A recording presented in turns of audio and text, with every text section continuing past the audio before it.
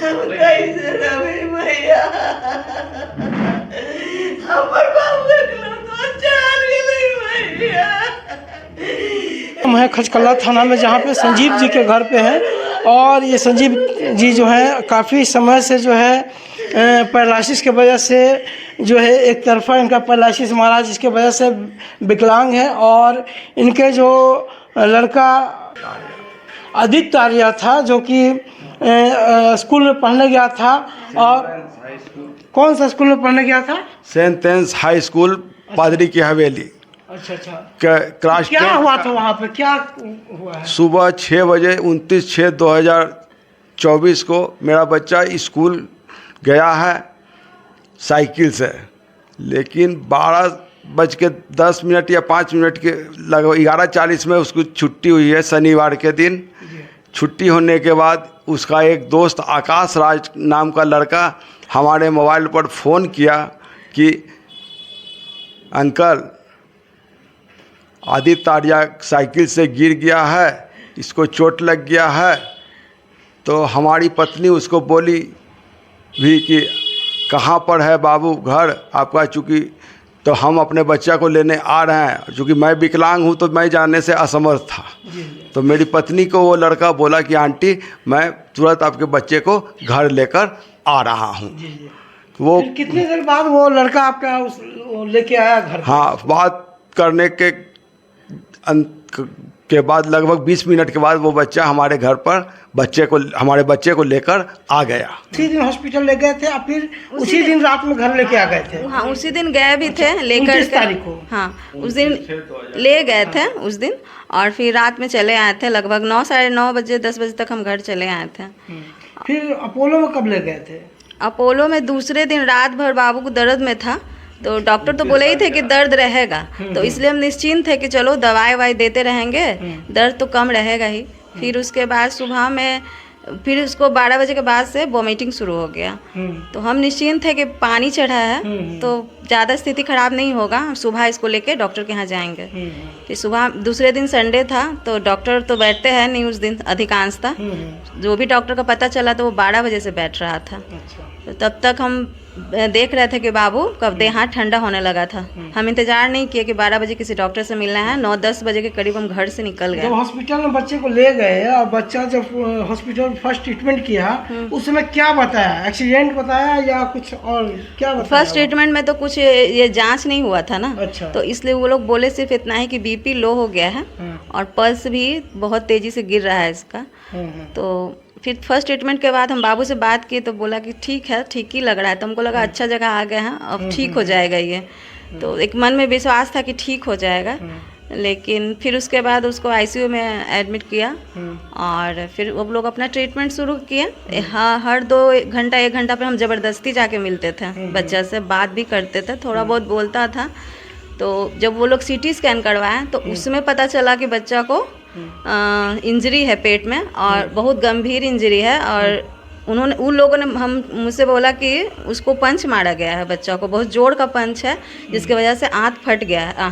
तो इसलिए इसका सर्जरी करना होगा।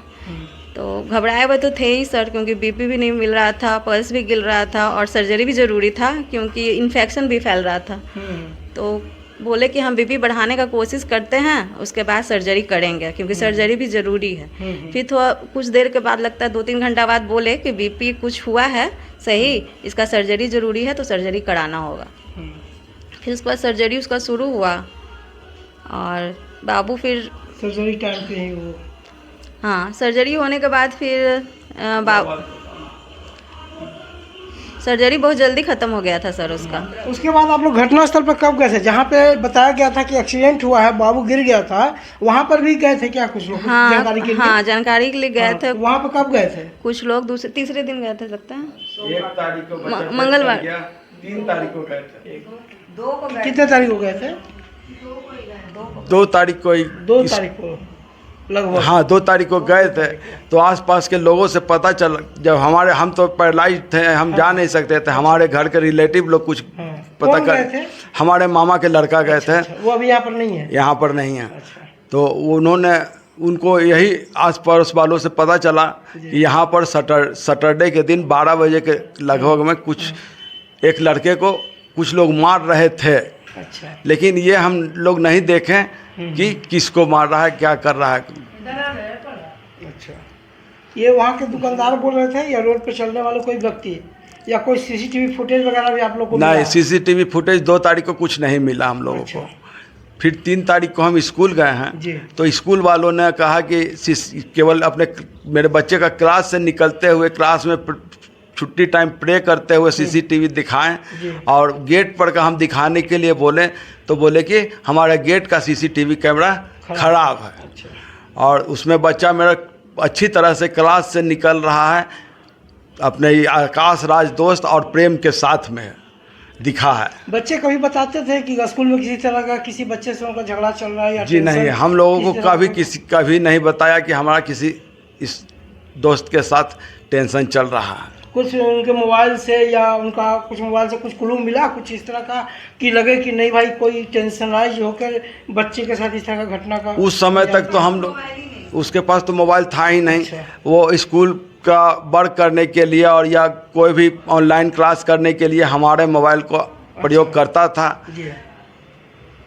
तो क्या आपके मोबाइल में भी कोई ऐसा ग्रुप, कोई ऐसा चैट जहाँ से कुछ आपको कुछ पता चले? ये इधर जब हम कितना तारीख को बेटा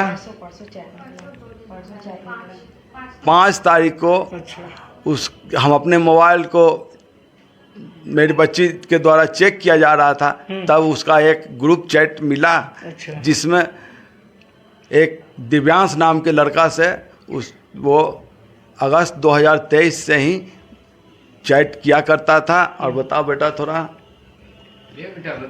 किस तुम देखी थी उस मोबाइल में जो ग्रुपिंग है, क्या व्हाट्सएप ग्रुप है, फेसबुक है या क्या है? इंस्टाग्राम पे उसका चैट्स मिला था। है? इंस्टाग्राम पे उसका चैट्स मिला था। इंस्टाग्राम? हाँ, उसको चैट्स में मतलब उसमें दिव्यांश था, उसका चैट्स पढ़ने पे यही समझ में आया कि वो जो दिव्यांश था वो पैसा ट्रांसफ़र किया करता था उस लड़की को, मतलब बाबू उसको पैसा देता था उस लड़की को देने के लिए। आर्यांशी नाम है उसका। अच्छा। और और दिव्यांश उसको ले जा करके पैसा देता था।